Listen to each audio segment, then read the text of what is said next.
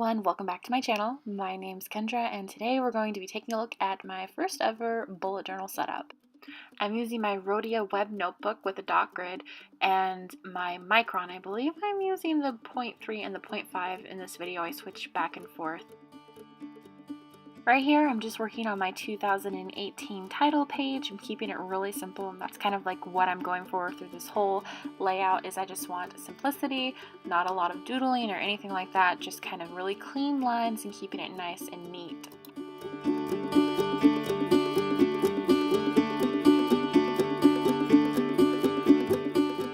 So inevitably, setting up a new layout, you're probably going to make some boo-boos. That's just kind of what happens when you work with pen. If you want to avoid that, you can just keep your bullet journal all in pencil or maybe use a friction pen. Just know that a friction pen isn't archival because anytime any heat comes in contact with your pages, you risk losing what you've done. Right here, you can see that some of my pages are a little crinkled, and that's just because I erased way too aggressively. I started my entire bullet journal with pencil and I went back over with pen. That's just kind of my safety net. I can't freehand. I'm very envious of people who can. I can't. For sure, future logs are the most tedious part of setting up a bullet journal. It's just constantly writing down little numbers. I kind of made it a little bit more bearable by only doing 6 months because I figured by the end of 6 months I'm either A, going to have filled up this notebook, or B, I will have moved on from bullet journaling. I'll have tested it out and not fallen in love. So I just kind of set it up that way. Also, making my months a little bit larger helped with the hand cramping. I don't know, something about it being more spread out made it a little bit more manageable as well. So with this layout, it ends up being 3 months per page with a little section next to it to write down things like birthdays and holidays and anniversaries and stuff like that. As you can see, I also am horrible, and by horrible I mean I can't do it at all, at brush lettering. So basically I just do faux calligraphy. That's about as good as it's gonna get at this point. It is one of my goals this year to learn how to brush letter, and it's funny because I did learn calligraphy in I think 6th grade, but yeah, I'm turning 32 soon and it didn't stick. If you don't use it, you lose it, I guess. So you can see here I'm starting my goals page for 2018, and once again, yeah, not doing brush lettering. The markers that I am using though are really great. They are by Staedtler, so basically the same brand that does the pens and things like that. They have a bullet nib and a fine tip nib. I haven't really used the fine tip very much, but the bullet nib is really smooth and I love them. I got mine at TJ Maxx, so kind of look around those stores if you're wanting them. They're just really smooth and I like the way they work. As far as my goals, I just picked different aspects of my life and then I focused in on those, and I try to set up 3 little sub goals for each area of my life. So I chose body, mind, soul, money, wedding, photography, home, and YouTube.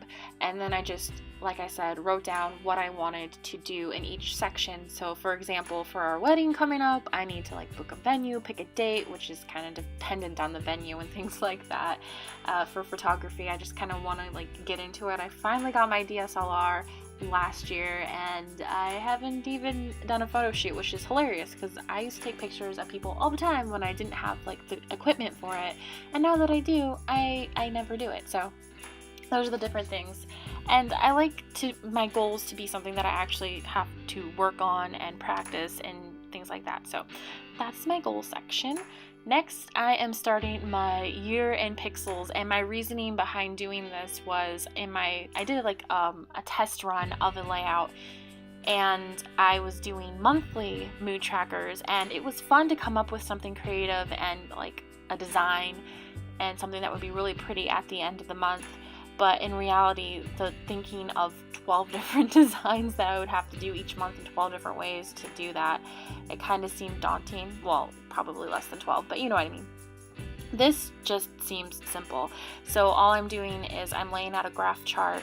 So I have, it's 12 by 31, obviously, January through December, the 1st to the 31st, and you just kind of make a little square for each day, and then you assign different moods a different color. I did really general, like elementary moods, just because I find that's just the easiest way to sum up my day. And at the end of each day, I just sit back and think what was my overall mood, and whatever that mood is what I color in the box. So I used my super tips to assign the different colors. You'll see me doing that here in a second.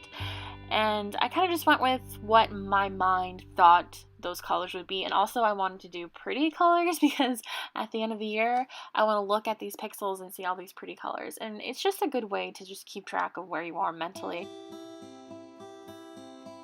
Next, I'm doing my 18 in 2018, and it was kind of hard to think of 18 things that I really wanted to do.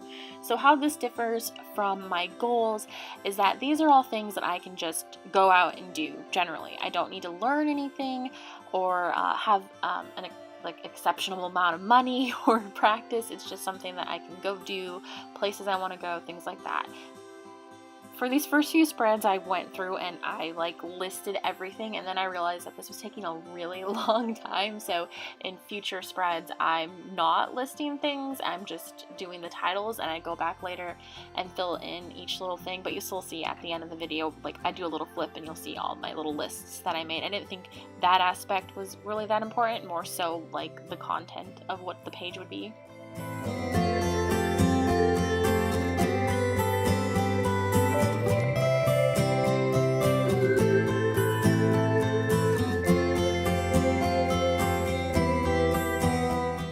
I'm just taking my super tip.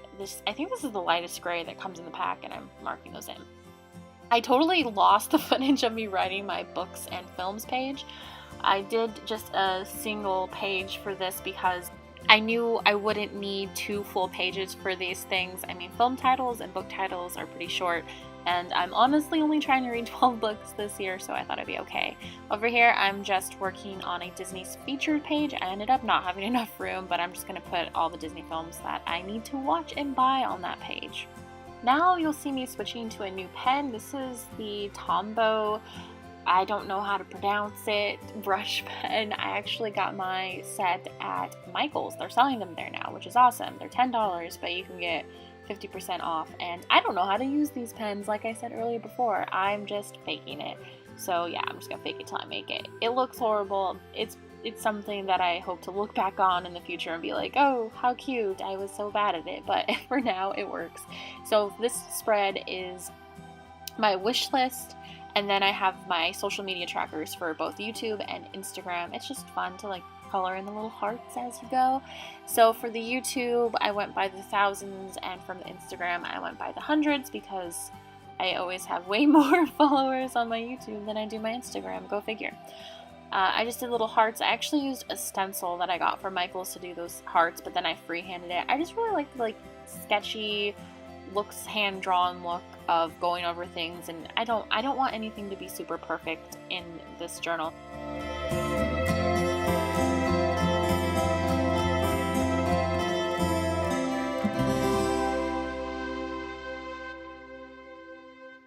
This last collections page of my spread before I go into my months is a 15-minute clean list. I just picked all the different areas of our apartment that need to be cleaned and the things to do if I'm doing just a quick tidy up. And ideally, I would pick one of these rooms a day and have everything clean throughout the week. Lickety split, that way I don't have to worry come weekend to rush and get everything done, and then every once in a while do a deep clean. So yeah, I'm going to try it out. One of my goals is to be a little bit better at cleaning, which is funny because that's what I do for a living. But who wants to go home and clean, right? So with that, we are starting January, and let me just tell you guys, this page ends up getting covered. You don't see it in the flip, but after I did this, I was looking at it and I was just like, why did I do the moon? Yeah, I didn't mind the title so much. It was just really what I did with the moon. It wasn't pretty. I mean, the title's not great either, but I could have lived with it if that was all I had done. And you will notice that I do not put a little calendar on my title page, and that's because I don't want to do any more of those little calendars. They're so bad. They're the worst. So yeah, I'm having fun coloring in, and I flip it over, and it's okay because it's covered up in the end. I just used scrapbook paper after I filmed this video and covered it up, so I will work on it in the future. So next I am working at my month at a glance, and I did the lazy version where you just kind of do the crosses and it makes a calendar. This went pretty fast and it kind of covers the entire page. If I would have thought it out better, I might have made the boxes a little smaller. Oh yeah, you remember when I talked about making mistakes? I don't know if you caught it earlier in the video, but when I was doing my forward planning, I totally marked down that I was turning 31 this year. I'm not. I'm definitely turning 32, and I also wrote it in the spread right here that I'm turning 31. Was this wishful thinking? Not really, because I didn't like being 31. I don't like odd number birthdays, so I'm very excited to be 32.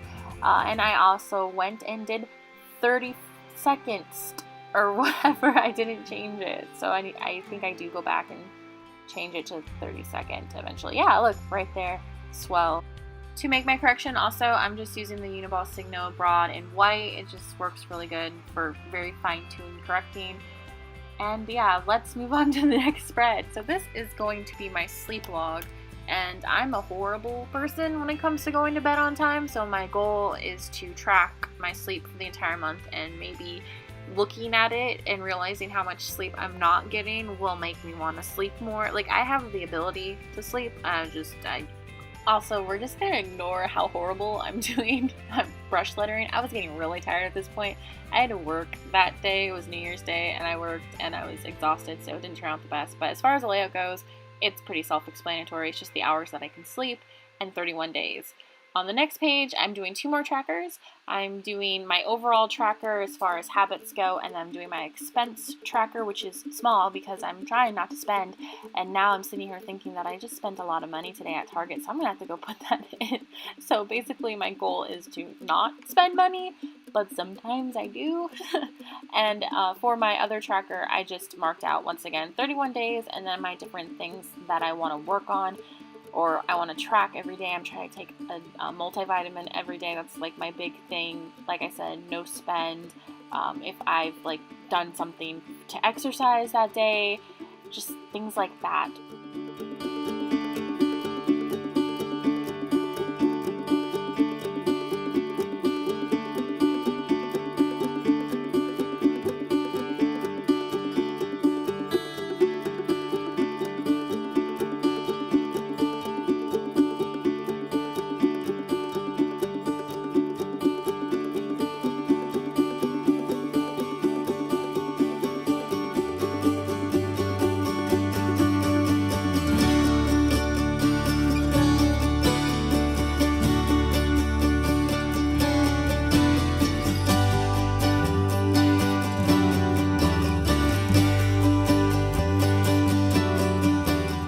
My expense tracker is pretty bare bones just because I just want to know when I've spent money and how much I've spent and kind of just like what I spent it on, and hopefully I don't fill this up. That would be great. I didn't give myself too many spots, although I will say it's my birthday month, so it might happen. I don't know. We'll see. And finally, we're on the last spread for this video, guys, and that is my first week of January.